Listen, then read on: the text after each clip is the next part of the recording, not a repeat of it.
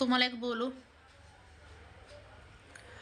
म्हणजे नाही का, कसं बोलू काय समजत नाही. तुम्हाला सांगते मी.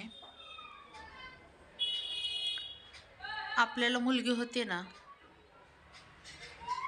खरं सांगते, आपल्या आईची साथ आपल्याला शेवटपर्यंत राहत नाही. म्हणून का देवाने आपल्याला आपल्या पोटी मुलगी देते, म्हणजे देतात देव. बघा ना, मुलीला प्रेम असतं आपल्यावर, आपलं प्रेम असतं आईवर, आईचं प्रेम असतं त्यांच्या आईवर. म्हणजे साखळी जोडलेली बरं का.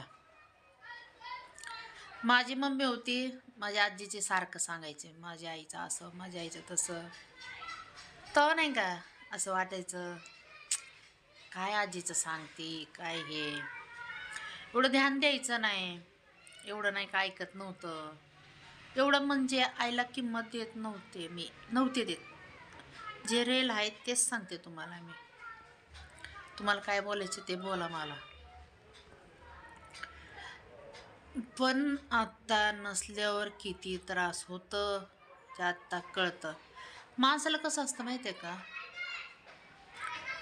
जवळ असली ना ती व्यक्ती, त्या व्यक्तीची किंमत नसते.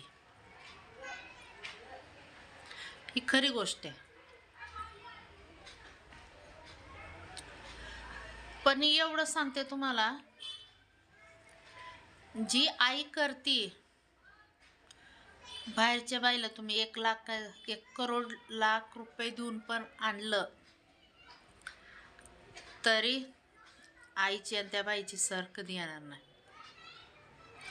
आईला आपण भांडू, बोलू, काय पण बोलू, काय पण करू, पण तिच्या मनात काही नसतं.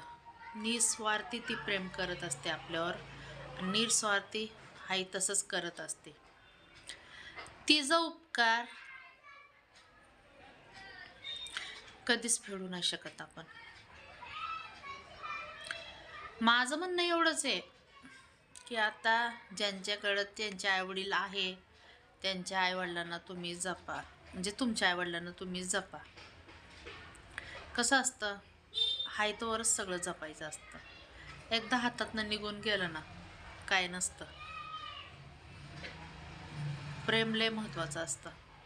भलं तुमच्याकडे पैसे नसले तरी चालेल, पण 2 शब्द गोड बोलणं, सर्वांसंग नीट राहणं, एवढं जपा बस. दुसरं काय नाही हो.